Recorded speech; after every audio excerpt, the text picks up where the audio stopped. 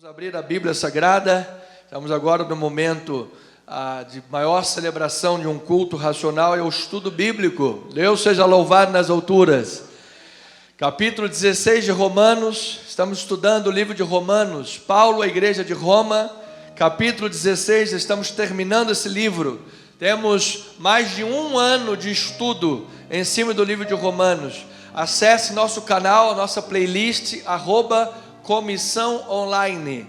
E na playlist você vai encontrar alguns livros que nós já estudamos aqui na igreja, normalmente em torno de um ano. O livro de Romanos já estamos há um ano e alguns meses, e agora estamos no capítulo 16, no último capítulo do livro de Romanos, versículos 1 e 2, é o texto desta manhã, e o tema é o coração da igreja primitiva, o coração da igreja. Romanos 16 não é apenas uma lista de nomes e de saudações, é uma janela para o coração pulsante da igreja. Igreja que serve, apoia, acolhe, valoriza e prega a palavra de Deus. Normalmente o livro de Romanos, capítulo 16, é um capítulo que passa despercebido. Olha, isso aqui é uma lista de nomes e passa.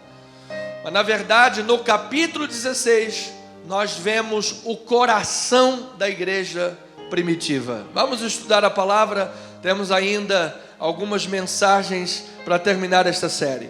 Capítulo 16, versículos 1 e 2 diz a palavra do Senhor: recomendo-vos a nossa irmã Febe, que está servindo a igreja de Cencreia, para que a recebais no Senhor, como convém aos santos, e a ajudeis em tudo que de vós vier a precisar, porque tem sido protetora de muitos e de mim inclusive. Deus seja louvado. Vamos mergulhar na palavra, irmãos. Vamos mergulhar, acerta aí o cinto, vamos mergulhar na palavra. Pai, obrigado por esta oportunidade maravilhosa. Estamos diante do coração pulsante da igreja, da revelação de Deus escrita para nortear os passos da igreja enquanto neste mundo estivermos. Queremos beber desta água potável para nutrir a nossa vida espiritual e a nossa comunidade, para que não pareçamos evangélicos, mas que sejamos de fato igreja de Cristo nesta terra, de fato comunidade cristã nesta terra. Que o que nos identifique não seja a placa da denominação, mas seja as ações, o comportamento, o acolhimento, o apoio mútuo, a pregação da palavra, o fervor constante. Ó Deus, este é um texto muito rico, e nós queremos contar sempre com a Tua inspiração, unção, a administração deste culto. Toma, Pai, a frente de tudo que aqui está ocorrendo, e abençoe a vida das Tuas ovelhas. Pai, eu quero diminuir totalmente, Pai, para que Tu cresças neste lugar, porque se o Senhor é grande, então a Tua voz se fará ouvir no coração das Tuas ovelhas. Assim nós cremos, assim nós oramos, em nome do Senhor e Salvador Jesus Cristo, e amada igreja do Senhor, diga amém e amém. Louvado seja o Senhor. Obrigado, amados irmãos. Ovelhas amadas, santos e preciosos de Deus, aqueles que em Cristo Jesus são mais do que vencedores em todas as coisas. A viagem de Febe, e nós vamos ver melhor quem é esta mulher. A sua viagem a Roma estava intrinsecamente ligada à missão do apóstolo Paulo. Você sabe que Paulo foi o maior plantador de igrejas da história, o maior missionário, aquele que mais levantou a bandeira do cristianismo, outrora o maior perseguidor, mas quando a caminho de Damasco caiu, o que aconteceu no psiquismo daquele homem nós não sabemos muito bem, mas caiu um perseguidor e se levantou um pregador da palavra.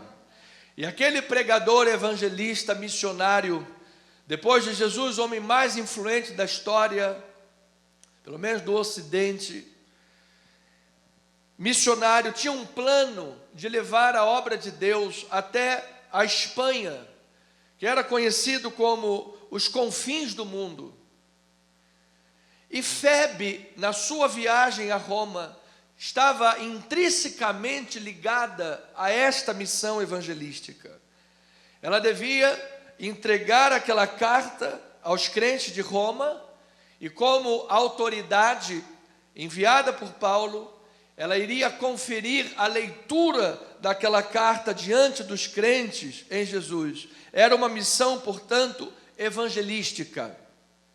Eu tenho certeza absoluta que Deus confiou a cada um de nós uma missão evangélica para cumprir, amado. Eu quero dizer que você é um missionário de Jesus. Toda a igreja de Jesus, ela é essencialmente missionária. O nosso chamado é falar de Jesus. O nosso chamado é anunciar Cristo. O nosso chamado é anunciar a salvação pelo sangue derramado na cruz do Calvário.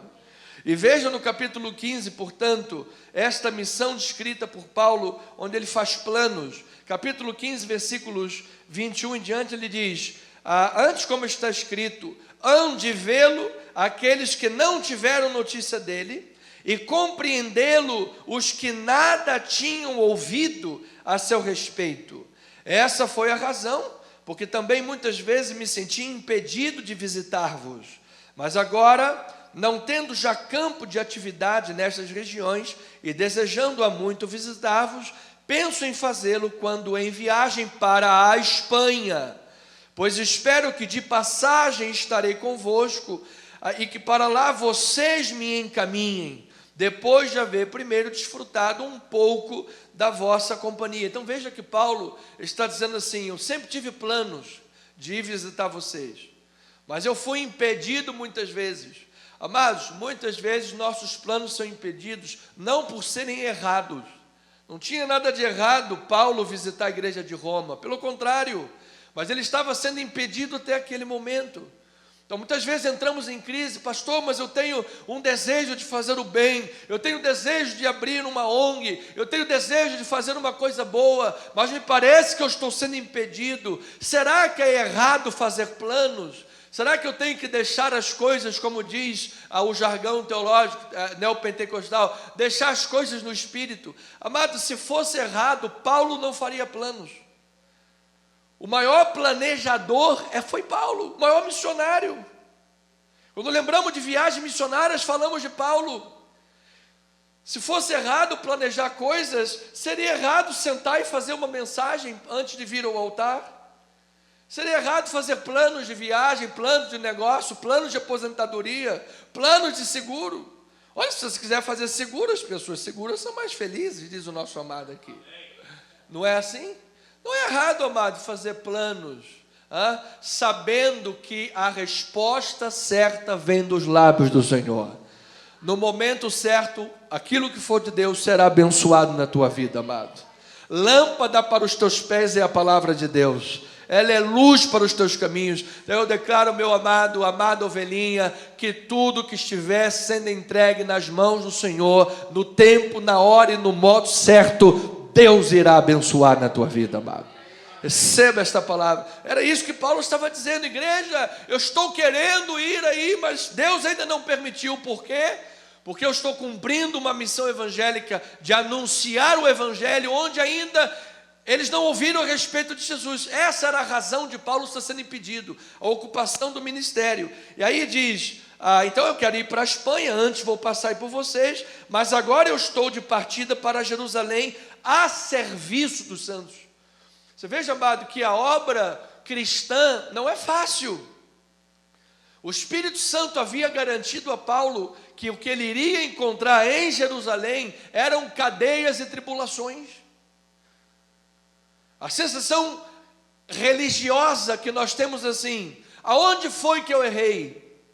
Será que eu taquei pedra na cruz? Por que eu estou sofrendo isso tudo?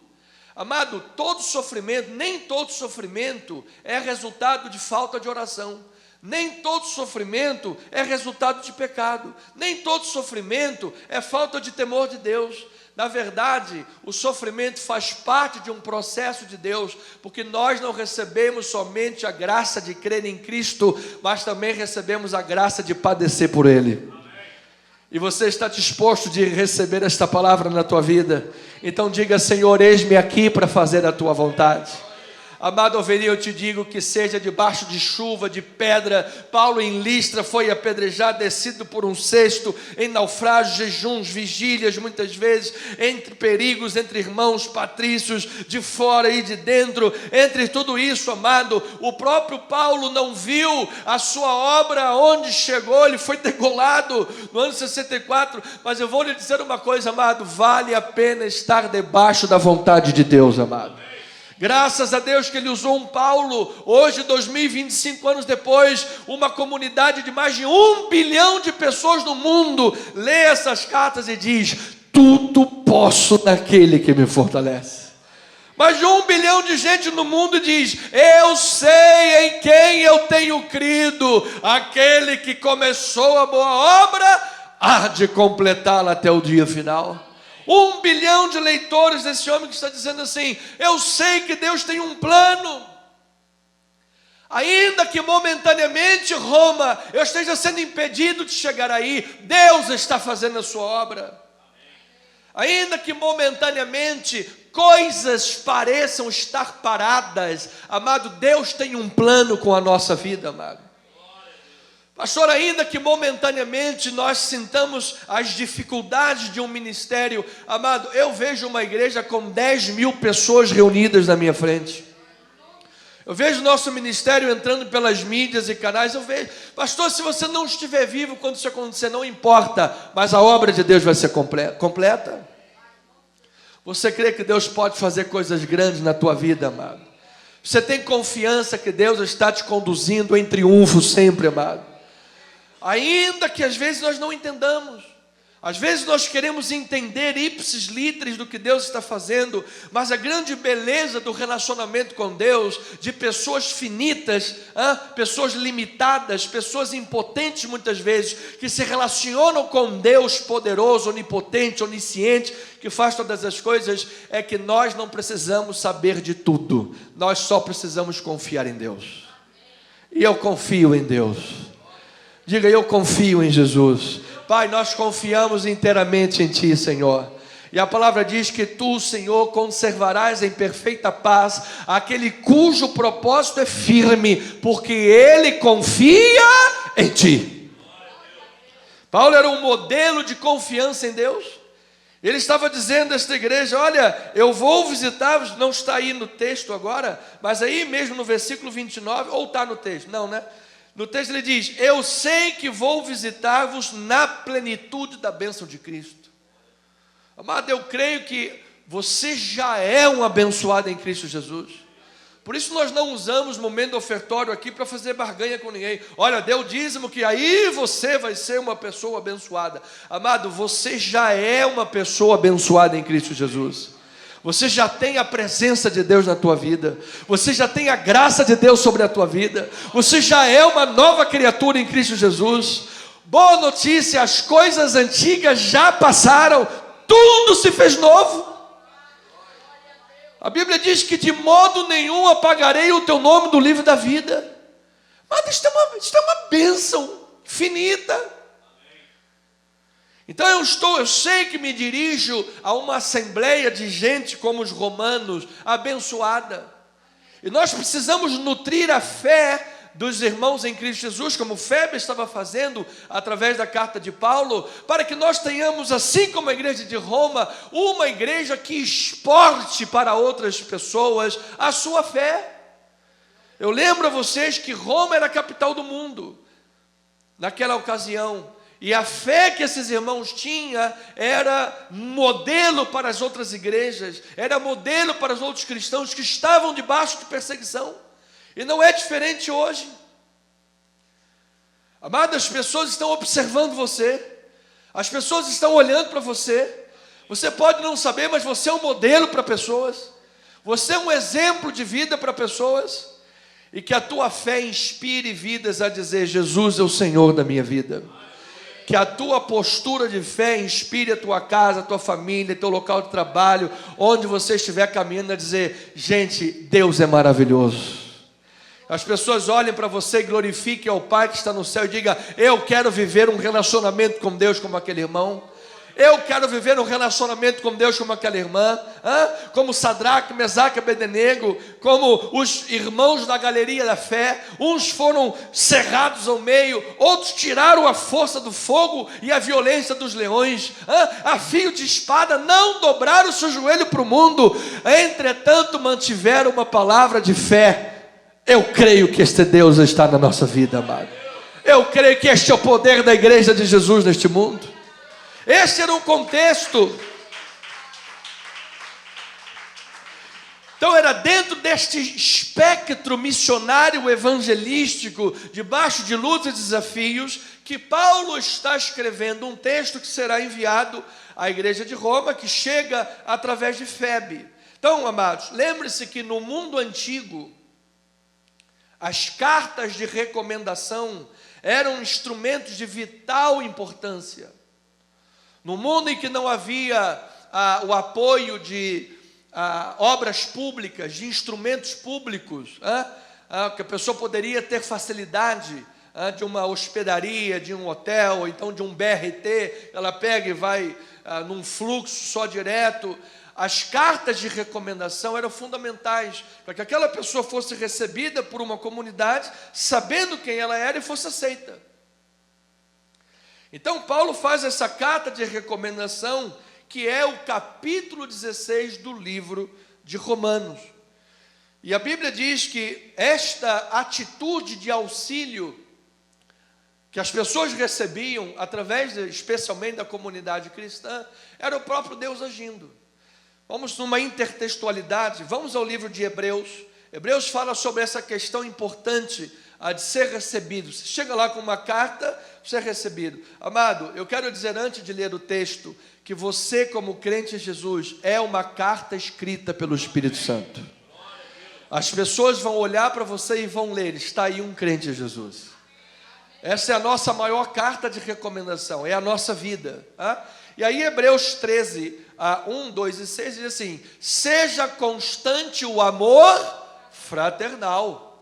Não negligencieis a hospitalidade, pois alguns, praticando-a sem saber, acolheram a anjos. Diga aí um glória a Deus por isso, amado. Às vezes você está acolhendo alguém na tua casa, está acolhendo um anjo, você não sabe. E aí no versículo 6 ele diz: assim afirmemos confiantemente. Olha lá, está dentro do mesmo contexto em que aos Hebreus está dizendo sobre o compromisso dos deveres sociais da igreja. Um deles é ser hospitaleiro, e aí ele conclui dizendo assim, afirmando confiantemente: o Senhor é o meu auxílio. Vamos ler juntos, amados? Vamos ler juntos, diga, vamos lá. O Senhor é o meu auxílio, não temerei, que me poderá fazer o homem. Então, amado, quando você está abrindo ou a tua casa, ou uma oportunidade, abençoando a vida de alguém, um lanche por um faminto, fazendo uma obra, eu vou lhe dizer: Deus está te usando como auxílio para outra pessoa. Você é um instrumento nas mãos de Deus neste mundo. Então o Senhor é o meu auxílio. Eu creio que assim como Deus colocou na vida de Paulo, ele fez uma lista grande. Deus coloca a gente na minha vida, na tua vida, amado, para ser apoio no dia da adversidade. A palavra diz que há amigos mais chegados que irmãos.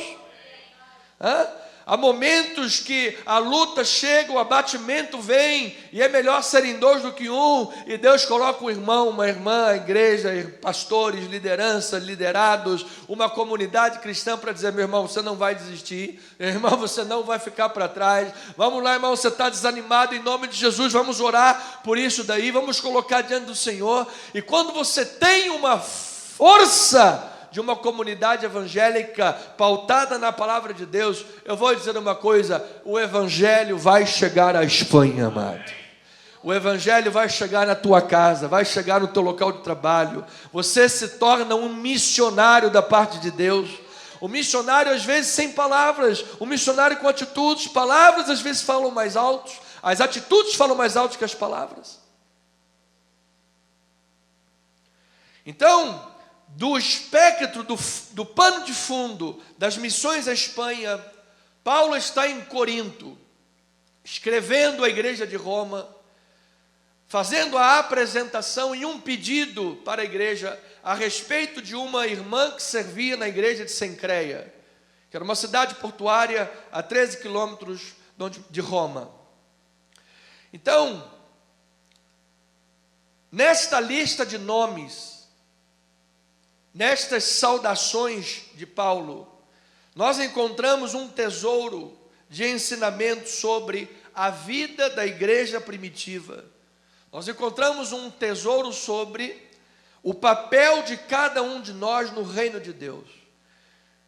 Essa mensagem caiu num dia bem propício, inclusive como sendo um dia de pastor.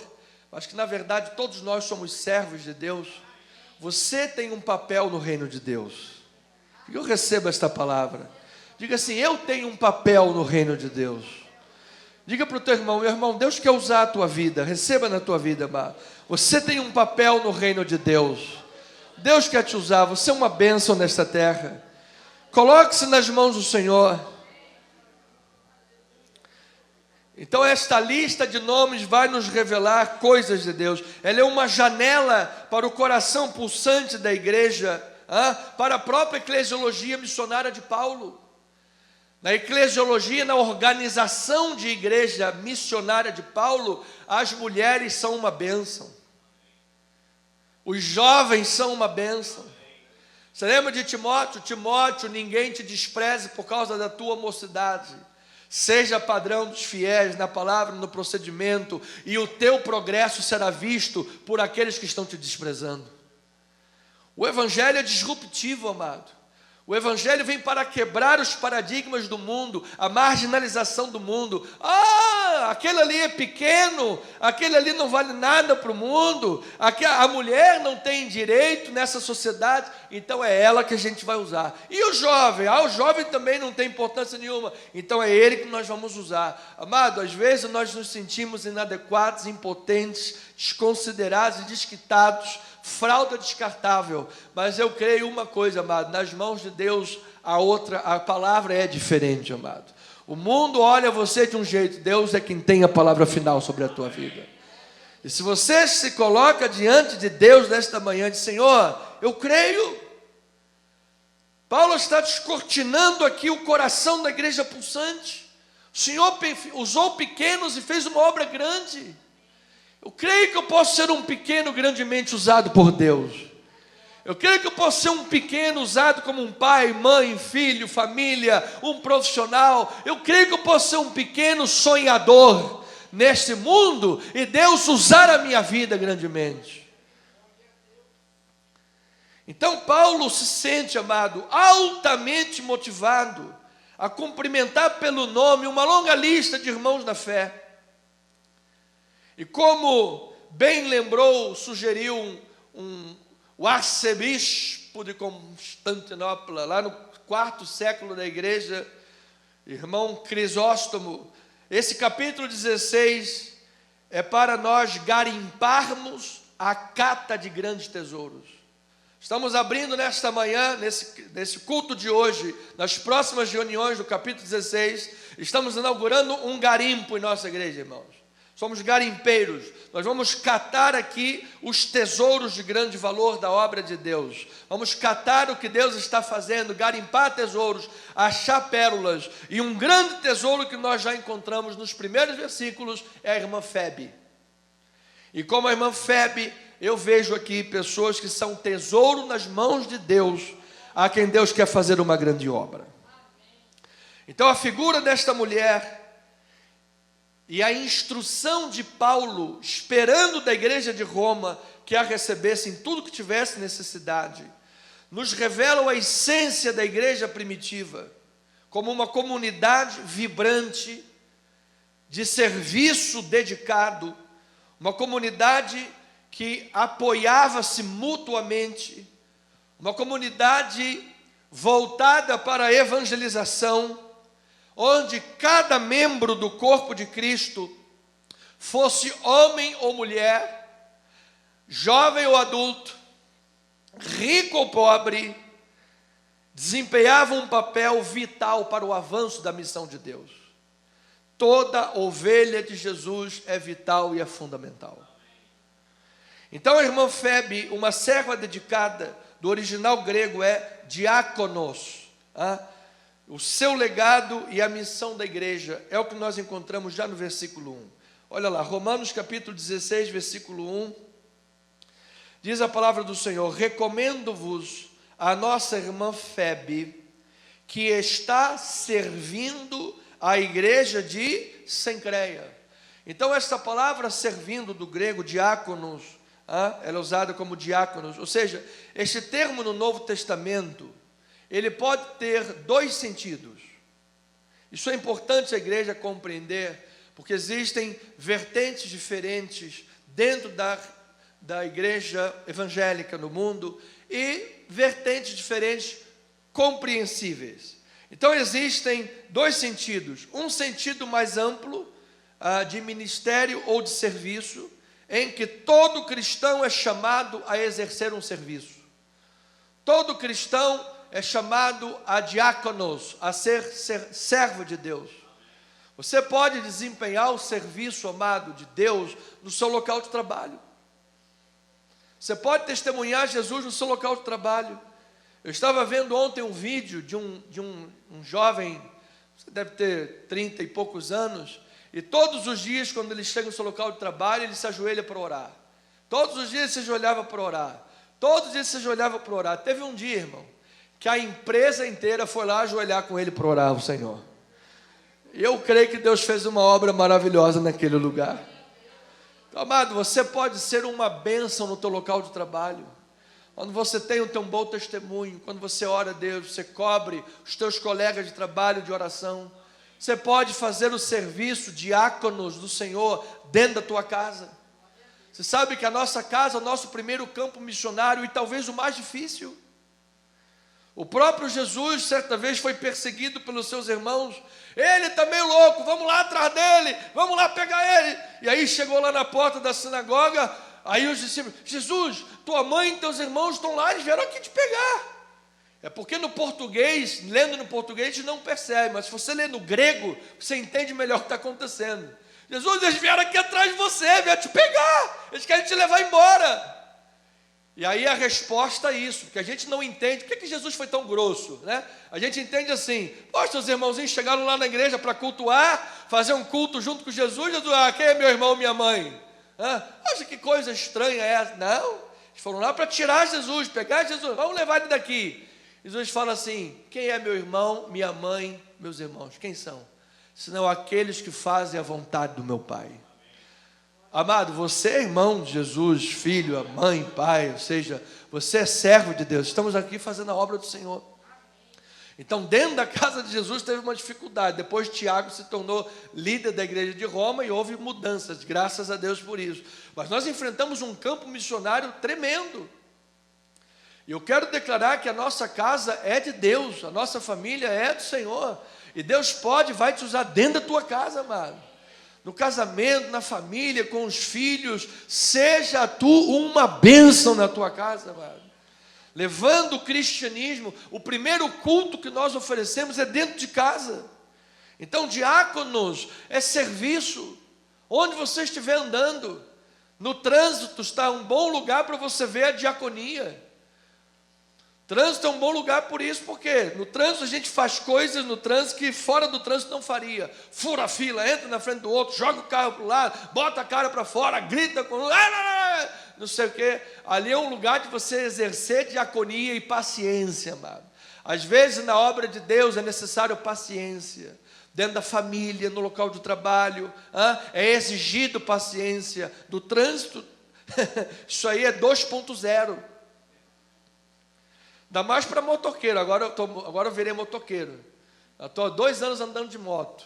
Aí eu ganho uma fama que motoqueiro só tem maluco. Aí o pessoal me olha, lá vai um maluco ali, fecha ele. Deus seja louvado. Vai na paz, irmão, vai na paz. Ainda bem que eu sou convertido, vai com Deus, louvado seja Deus. Então, diáconos, você é chamado a servir a Deus. Você é uma bênção nesta terra. Deus quer usar e vai usar grandemente a tua vida. Agora, tem um outro sentido da palavra diácono, que é um sentido específico, que ele denota um ofício reconhecido na igreja primitiva. Ou seja, um diácono era alguém que tinha um ofício dentro da igreja. E aqui, a maioria dos teólogos, dos quais eu sou adepto e entendo, Febe era uma diaconisa. Há teólogos que entendem que não há ministério feminino ordenado.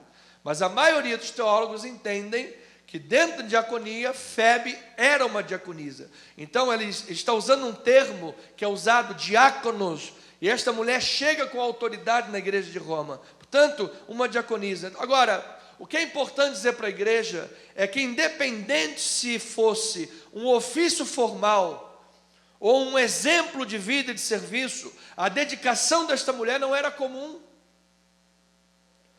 A dedicação de Febe era de uma mulher que exercia um serviço excepcional, um serviço efetivo. Amado, a nossa presença, ela é reconhecida e valorizada, mas quando a gente sai de um lugar e as pessoas sentem a tua falta. Esta mulher era reconhecida por onde ela passava, tinha um serviço excepcional. Então, Paulo usa um termo do grego, corião, que significa trabalhar arduamente, cansar-se e fadigar-se, para descrever o trabalho desta mulher e de outras. Mulheres como Priscila, mulheres como Júnias, que a gente vai ver depois nos próximos versículos. Júnias, a Bíblia diz que ela foi notável entre os apóstolos. Você imagina uma mulher que é considerada notável entre os apóstolos, dentro daquele contexto, daquela cultura. Ele vai usar essa expressão para Maria, para a irmã Trifena, para a irmã Trifosa, para Pérside. Nomes lindos, Trifena e Trifosa. Se tiver grávida, bota o nome, Trifena e a Trifosa, louvado seja Deus. Mas eram irmãs cujo o ministério era denominado, era corião. Cadê o irmão Vanderlei, amado? Está bem? O irmão Orlando, está bem? Tá. Telefone? Tá bom. Depois a gente fala com ele, já o telefone para... Amém. Então, amado, eu vou dizer uma coisa. Deus quer te usar. Eu recebo esta palavra. Diga assim, Senhor, eu recebo esta palavra no meu espírito. Amado, nós precisamos ser disponíveis às mãos de Deus. Corião, servir com propósito, servir com intensidade. Então, Paulo usa o termo corião para o seu próprio ministério. Você imagina que o maior plantador de igrejas que usa esse termo corião, eu tenho servido de forma árdua, eu tenho servido enfrentando naufrágios, vigílias e fomes e jejuns e tantas coisas. Este mesmo termo é usado para essas mulheres, para essa lista, para essas pessoas. Isso é uma honra da parte de Deus. Então, o serviço dessas mulheres, que era árduo, que era cansativo, que era laboroso, teve um grande valor dentro da comunidade para o avanço do Evangelho. Assim, irmãos, você como um diácono da serviço, chamado ao serviço para a glória de Deus, deve entender que todo esforço, todo trabalho árduo está sendo visto e será certamente, sempre, ainda que na glória, recompensado para a honra e para a glória de Jesus. Cada lágrima que você derrama pela obra de Deus, cada luta que você tem. Eu lembro de Paulo no final da sua vida, ele dizendo, combati o bom combate, completei a carreira e guardei a fé. Ou seja, é combate? Sim, é combate, pastor, é luta. A igreja às vezes é como um centro de tratamento da SEDAI, a água chega lá poluída, e ali é tratada e pronta para as pessoas beberem. Amada, a igreja de Jesus no mundo, vem gente de todo lugar. As pessoas vêm cheias de problemas, cheias de coisas da vida. É problema no casamento, é problema na família, é problema de orgulhosa, é gente que é fofoqueira. O ser humano tem problemas. Qual é o ser humano que não tem problemas?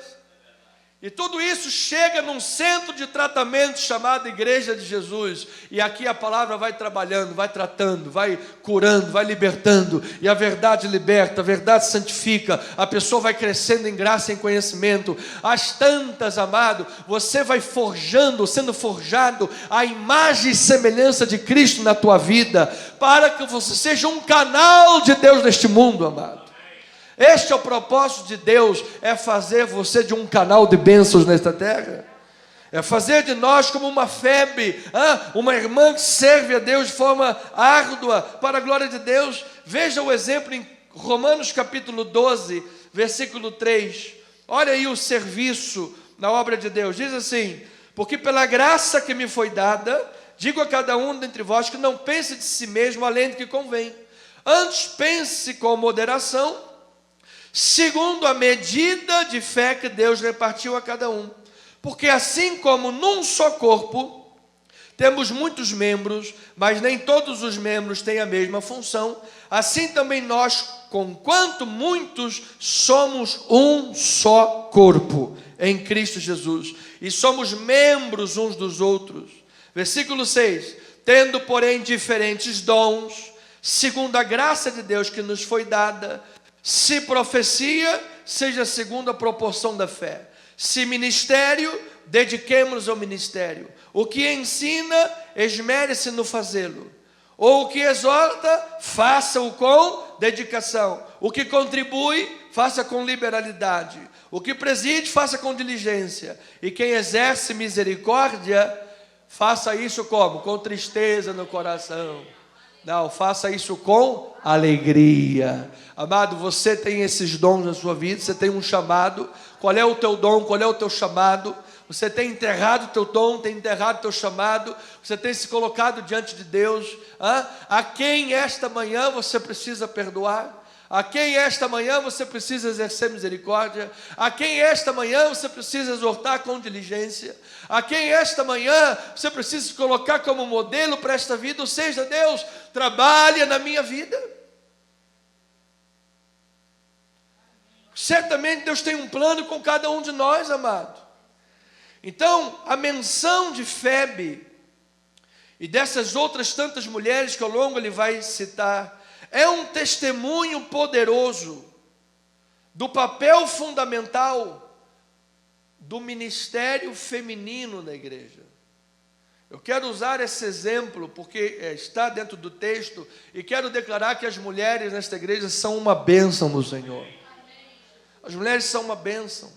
Você é uma Febe para abençoar tantas vidas. E Deus quer usar você mais e mais. Então o ministério feminino é uma bênção. E dentro do contexto escrito, é um recorde, irmãos. É algo totalmente fora do comum. É um gesto contracultural, radical dentro do mundo greco-romano.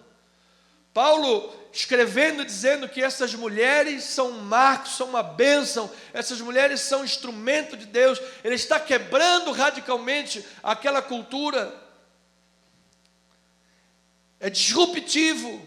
As mulheres estão sendo valorizadas, assim como foi valorizada por Jesus nas comunidades pré-paulinas. Nós precisamos dizer em nosso ministério: agradecemos a Deus pela vida de cada irmã que Deus coloca em nosso meio. Elas são responsáveis por grandes obras nesta terra. A história está repleta de mulheres que trabalharam arduamente, amados.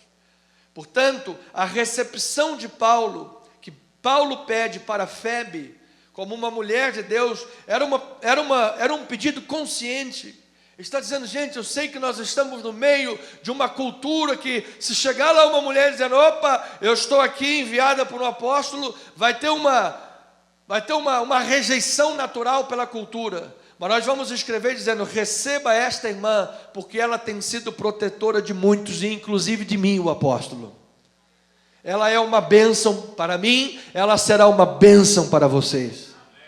Ele está rompendo com os grilhões daquela cultura e dizendo que ela é um testemunho para ser seguido e crido no mundo. Amados, que eu creio, em nome de Jesus, que o que Deus vai fazer na minha vida e vai fazer na tua vida, há de ser um testemunho credível, há de ser um testemunho exemplar para as pessoas olhem e vejam e digam: eu creio que Deus está usando esta pessoa.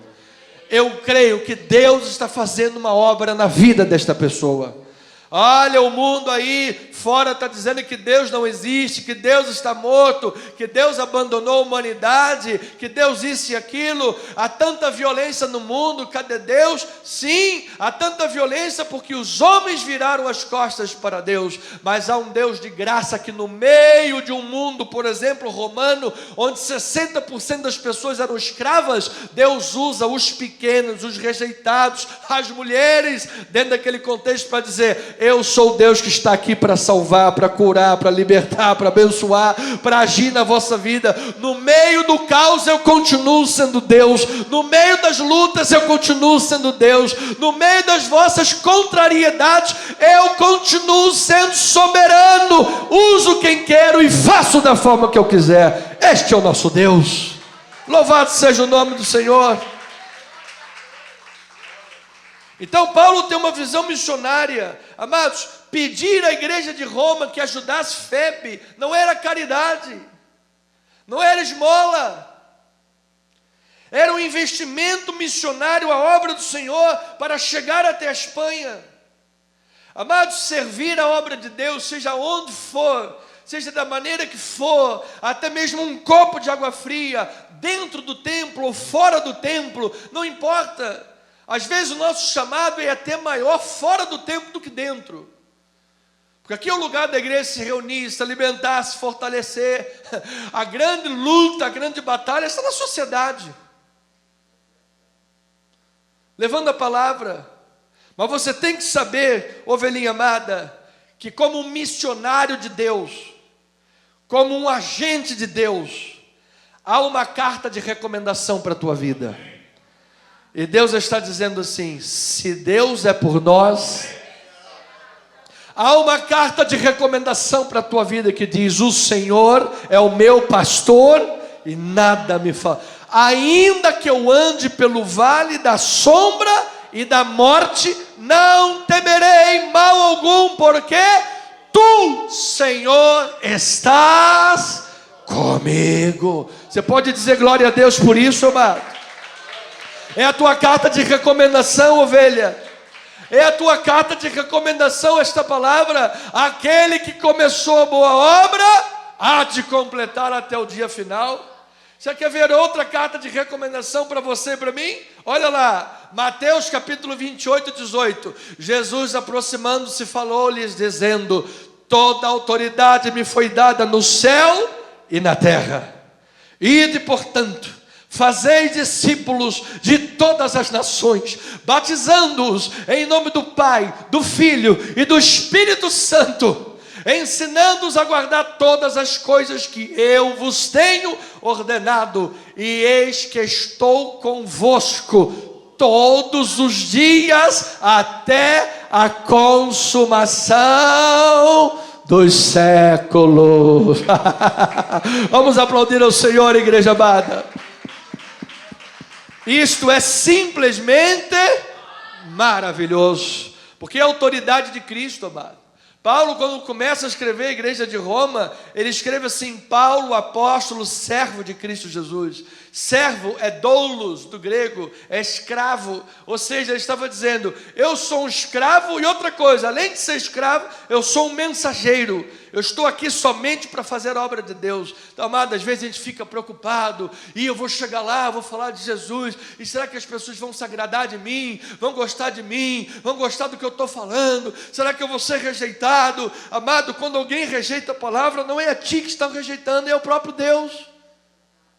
Quando alguém não recebe a palavra, não é a ti que não estão recebendo, é o próprio Deus.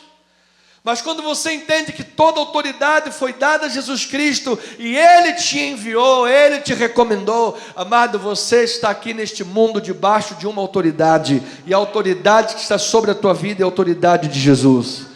A autoridade sobre a tua cabeça é a autoridade de Cristo Jesus. A autoridade que sai da tua boca quando você fala é a autoridade da palavra de Deus. E o maligno não pode resistir. Por isso, em nome do Senhor Jesus Cristo, o Evangelho está avançando. O mundo está ouvindo falar de Jesus. E quando a plenitude dos gentios se reunirem, então Maranata, ora vem, Senhor Jesus. Então eu declaro que é uma carta de recomendação e você está recomendado nela. Você é um diácono do Senhor, diga amém por isso. Eu recebo o chamado, diga eu recebo o meu chamado, Senhor. Envia-me a mim, Pai, usa a minha vida, Pai. Coloque as tuas palavras na minha boca, Senhor. Onde eu estiver andando, seja no ônibus, no trem, no metrô, na rua, na praça, aonde for, no hospital, em qualquer lugar, meu Deus. Coloca diante de mim a tua obra. Eu sou um instrumento nas tuas mãos, Senhor Jesus. Esta é a palavra de recomendação. Então Febe é considerada e falada por Paulo, apresentada naquela carta de apresentação usada no mundo antigo, como protetora e benfeitora.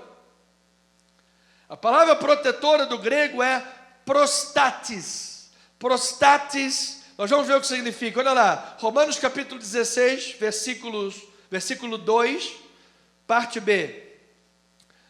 Diz assim a palavra do Senhor: porque tem sido protetora de muitos e de mim inclusive.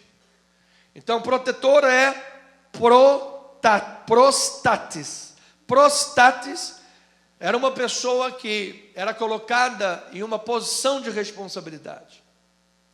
Normalmente esta palavra específica era usada para alguém que era muito rico, e esta pessoa assumia causas públicas. Causas públicas, obras humanitárias, ajudava a dezenas e dezenas de pessoas. Então ela era uma protetora de muitos e também de mim, está dizendo Paulo. No caso de Febe específico, além das causas humanitárias e tudo mais, ela ajudava a igreja de Deus, os missionários de Deus e o próprio Paulo. Então Febe usava os seus recursos, a sua influência, que não eram apenas recursos financeiros, era a questão da influência.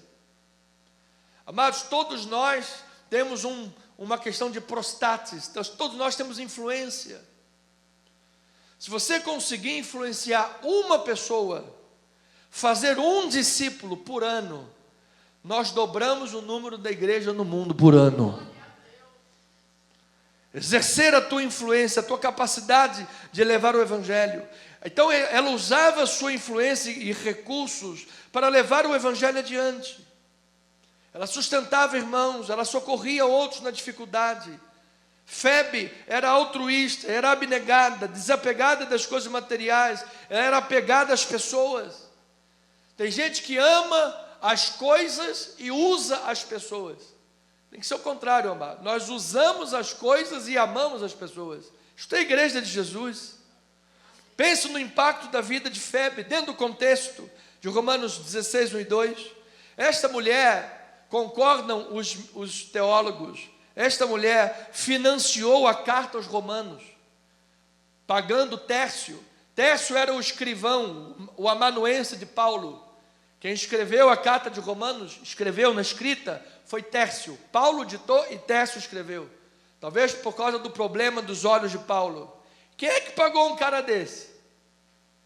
Quem é que custeou tudo isso? Quem é que custeou a viagem de Febe para levar a palavra até Roma? Quem é que era abrigo e proteção para muitos necessitados socorridos? Era Febe. Quem foram as mulheres que sustentaram o ministério de Jesus? Pelo menos 3. Mulheres influentes e ricas.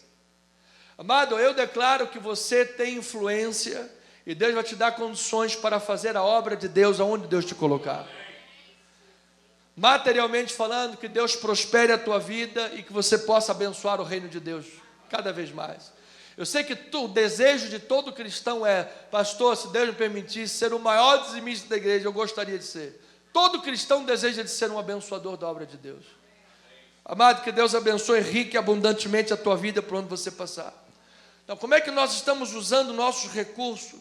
Como é que nós usamos nosso talento, nossas influências? Nós estamos sendo prostates para a obra de Deus, para aqueles que necessitam. Olha o que Pedro fala sobre isso, 1 Pedro 4, 7 a 11. Ora, o fim de todas as coisas está próximo. Sede, portanto, criteriosos, sede sóbrios, a bem das vossas orações, ou seja, tenha critérios. Uma pessoa que é um prostates, ele estabeleceu o reino de Deus como prioridade.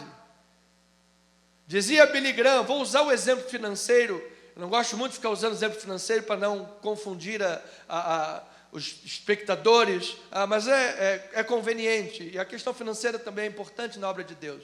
A Billy Graham dizia assim, olha o canhoto do talão de cheques de uma pessoa e você vai saber se ela é cristã ou não.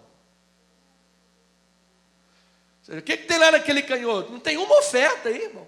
É só roupa, dinheiro, mundo, viagem. O que é isso aí? Então, amado, um prostates tem a obra de Deus com critério e prioridade, a bem das vossas orações. Versículo 8. Acima de tudo, porém, tende amor intenso uns para com os outros, porque o amor cobre multidão de pecados. Você sabe o que é um prostates? É um amigo do reino. É alguém que cobre multidão de pecados. É alguém que cobre multidão. Às vezes a sensação é assim, eu quero descobrir o pecado daquele irmão ali, porque se eu souber eu puxo-lhe o tapete. Amado, que tipo de cristianismo tem sido nosso? Vamos fazer uma oração precatória. Vamos orar contra o irmão ali para o irmão cair. Vamos orar agora contra a obra da Assembleia de Deus para cair. Pelo contrário, amado, nós oramos por todas as igrejas para que elas prosperem, cresçam e sejam bênção neste mundo. São prostates. Versículo 9, ele diz assim, sede mutuamente hospitaleiros, sem murmuração. Não recebe irmãozinho na tua casa murmurando, não. Servi uns aos outros conforme o dom que recebeu, como bons despenseiros da multiforme graça de Deus.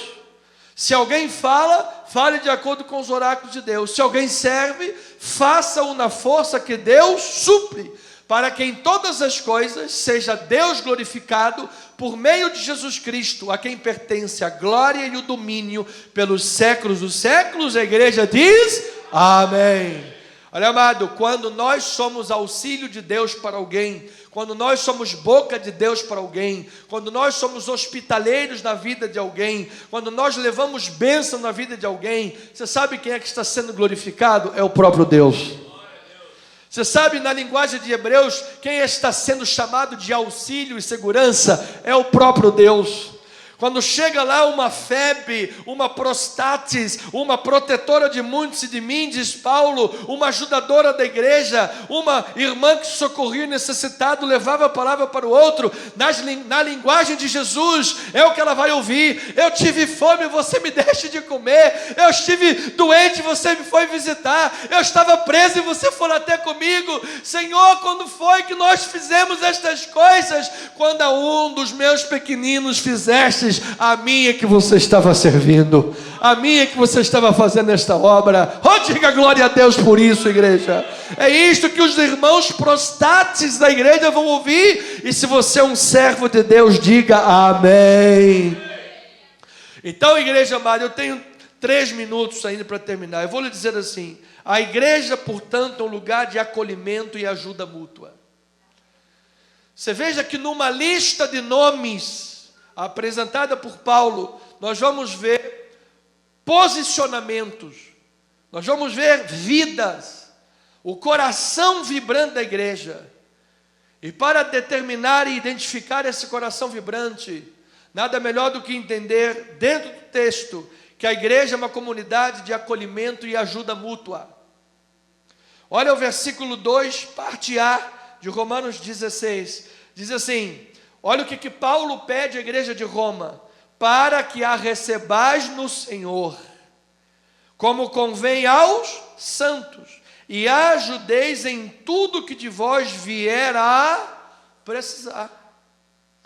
Então Paulo está dizendo, olha, vocês estão recebendo essa irmã, eu quero que vocês a recebam no Senhor, como convém aos santos, e a ajudeis em tudo o que ela vem precisar. Então receber no Senhor é acolher na comunhão, é providenciar alojamento, comida, o que é necessário para a estadia. É isso, é o trabalho. Com a permissão e a licença, nossa irmã Dora tem feito esse serviço aqui na rua há muitos anos. Os minutos que às vezes eu paro lá na casa dela para bater um papo, sempre chega um pedindo comida, chega outro pedindo prato, chega outro para ver uma roupa, alguma coisa, porque é uma irmã Febe, uma pessoa que está ali servindo a comunidade. Amado, você é esta pessoa, uma bênção nesta terra. Hoje já recebemos aqui na igreja mais uma doação para o bom samaritano. Louvado e engrandecido seja o nome do Senhor, levando ajuda. Então, a qualificação no Senhor significa o quê? Significa refletir o amor de Cristo e a unidade que caracteriza a igreja. Olha o que Paulo fala sobre isso em Filipenses 2, 1-3. Se há, pois, alguma exortação em Cristo, alguma consolação de amor, alguma comunhão do Espírito, se há entranhados afetos e misericórdias, completai a minha alegria, de modo que penseis a mesma coisa, tenhais o mesmo amor, sejais unidos de alma, tendo o mesmo sentimento. Nada façais por partidarismo ou vanglória, mas por humildade, considerando cada um aos outros como que superiores a si mesmos.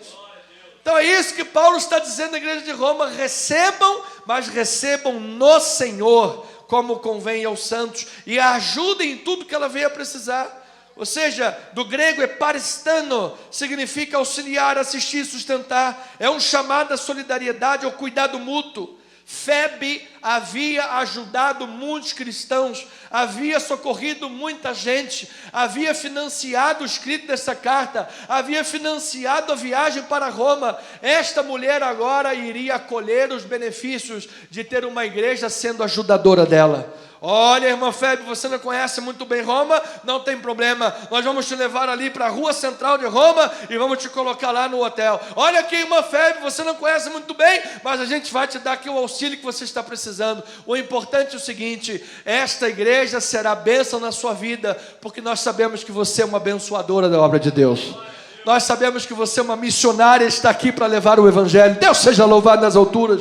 Amado, quando os recursos humanos faltarem, Deus vai abrir janelas do céu para abençoar a tua vida. Quando as portas do mundo se fecham, Deus abre janelas do céu. Não aconteceu isso com João? Quando o imperador mandou ele para a ilha de Pátimos, fecharam todas as portas de João do mundo. Deus lhe abriu uma janela do céu e revelou o livro do Apocalipse. Nada pode parar a obra de Deus, amado. Nada vai parar a obra de Deus na tua vida, amado. Nada vai parar os planos que Deus tem para fazer com você no mundo. Nem você mesmo. Porque às vezes nós ficamos como um Moisés, com medo. Senhor, eu não sei. Amado, Deus sabe, Deus vai usar a tua vida. Receba esta palavra em nome de Jesus. Então, irmãos, a igreja de Jesus não é uma instituição fria, é um organismo vivo, é o corpo de Cristo. As pessoas são mais importantes do que as coisas materiais.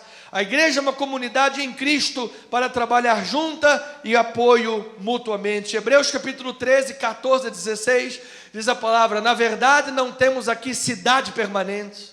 As pessoas vivem, amado, no mundo de hoje como se aqui fosse viver para sempre.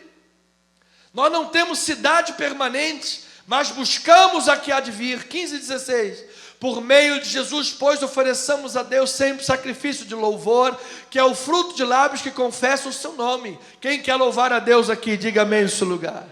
Nós queremos louvar. Então louvamos a Deus com os lábios, mas também no 16 ele diz: não negligencieis igualmente a prática do bem e a mútua cooperação, pois com tais sacrifícios Deus se compraz. Seja tu uma bênção nesta terra.